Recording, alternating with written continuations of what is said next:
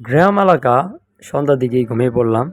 তো হঠাৎ মাঝরাতে কান্নার সুরে ঘুম ভেঙে গেল।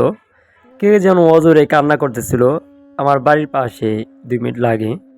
তো ওখানে বাজারের থেকে প্রচুর পরিমাণ একটা বাচ্চা কণ্ঠের কান্না আসতেছিল। তো এত জোরে কান্না করতেছিল, তো কি আর করা, আমি কৌতূহলবশত উঠলাম যে আসলে এত রাত করে কি কান্না করে। তো যখন দরজা খুললাম, আমি কাউকে আর ডাকাডাকি না করে নিজেই গেলাম। হাতে একটা টর্চ লাইট ছিল। টর্চ লাইট নিয়ে যখন বাজারের দিকে গেলাম, তখন যাওয়ার পরে যেটা দেখলাম যে একটা বাচ্চা পোলাপান, সে হয়তোবা ৩ বছর হবে এরকম আরকি। তো পরনে কোনো কাপড় ছিল না, কান্না করতেছিল। আর আমি লাইটটা যখন ধরলাম আমার চেহারার দিকে, তো দেখলাম যে অজোরে কান্না করতেছে, চোখ দিয়ে পানি বের হচ্ছে। তো আমি বাচ্চাটাকে বললাম, "এই এত রাতে কান্না করতেছে, কি হয়েছে বাবু, তুমি কান্না করতেছো কেন? কি হয়েছে তোমার?" আর এই বাচ্চাটাকে দেখে আমার গ্রামের কোনো বাচ্চা এরকম হবে সেটাও মনে হলো না। শিশুটা কি অন্যরকম। এটা আমার গ্রামে এরকম বাচ্চা আমি এর আগে কখনো দেখছি মনে হলো না। কিন্তু চেহারাটা ছিল অত্যন্ত সুন্দর ফুটফুটে, চাঁদের মতো চেহারাটা। তো মায়াবী চেহারা। বারবার জিজ্ঞেস করতেছিলাম, "বাবু তুমি কান্না করতেছিলে কেন? কোথায় আইছো?" কিছুই বুঝতে পারতেছিলাম না যে এত রাত করে এই বাচ্চাটা কই থেকে এখানে আসলো। তো আমি আসলে অত কিছু না ভেবে বারবারই জিজ্ঞেস করতেছিলাম যে, "বাচ্চা তুমি কান্না করছো, তোমার মা কই? তোমাদের বাসা কোথায়?" ছোট বাচ্চা যদিও, তারপর বারবার জিজ্ঞেস করতেছিলাম, "কোথায় আছো তুমি?" তো বাচ্চাটা কিছুই বলতেছিল না, শুধু কান্নাই করে যাচ্ছিল, কান্নাই করতেছিল। তো আমি যখন বারবার বাচ্চাটাকে জিজ্ঞেস করলাম, বাচ্চাটা দেখলাম যে আস্তে, আস্তে কান্নাটা, সুরটা, কান্নাটা কমে যাচ্ছে, কিন্তু অ চোখগুলোকে রাগে, আমার প্রতি ওর যেমন একটা রাগ, কি কারণে আমি নিজেও বুঝতেছিলাম না। আমি কিছু সময় যে নিজে অবাক হয়ে গেলাম যে আমি বাচ্চাটার বারবার বলতেছিলাম যে, "তুমি কান্না করতেছিল", অথচ বাচ্চাটা আমার দিকে চোখে মুখে রাগ, এই যে একটা ভাব সেটা প্রকাশ পেতেছিল। আমি তো স্বাভাবিক বাচ্চাটার উপকার করার জন্য এখানে আইছি। আর বাচ্চাটা এত রাত করে এখানে কান্নাই কেন করতেছিল? তো দেখলাম বাচ্চাটা কথা না বলে চুপচাপ হাঁটা ধরলো, বাজারের দিকে হাঁটে যাচ্ছিল।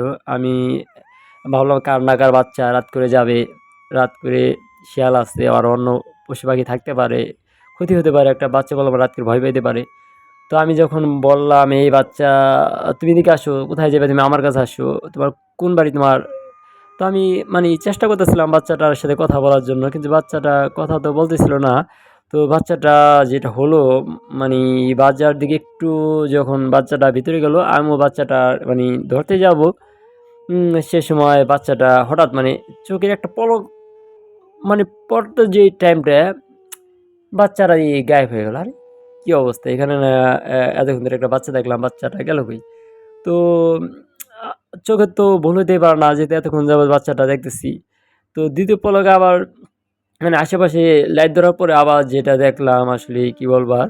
তো বাচ্চাটা কিন্তু এখন আর ৩ বছর বাচ্চা না, বাচ্চাটা প্রায় ৮ থেকে ১০ বছরের একটা বাচ্চা পোলাপান হয়ে গেছে, কিন্তু সেম। এর কিন্তু পোশাক-আশাক পরা নাইকা। বাচ্চাটা মানি এক পোশাকেই। তো এখন মনের মধ্যে তো ভয় আসলেই কাজ করতেছিল। আমি এর আগে শুনছি যে বাজারে অনেক কিছু দেখছে, কিন্তু আমি কখনো দেখি নাই, যার কারণে আমি এগুলো বিশ্বাস করি নাই। তো নিজের চোখে যখন দেখলাম, তো মনে তো বুঝে ফেলাইছি যে যা হওয়ার হয়ে গেছে গে। আসলে এটা কোনো সাধারণ বাচ্চা ছিল না। হয়তোবা কোনো ভূত-প্রেত বা জিন হবে, এমন একটা আঁচড়ে পড়ছি। আমার একটা চিন্তা যে এখান থেকে আমি বাসা তৈরি কীভাবে যাবো? যেই আমি বাসার দিকে যাবো, আর ও দেখি আমার হাতটা মানি আমার দিকে বেড়ে ধরবে অবস্থা। আমি যতটুকু শক্তি আছে দৌড় দিয়ে একটা চিল্লান দিয়ে মা বলে জোরে যে চিল্লান দিছে। চিল্লান দেওয়ার পরে আমার সেন্সলেস হয়ে গেছে বাসায়।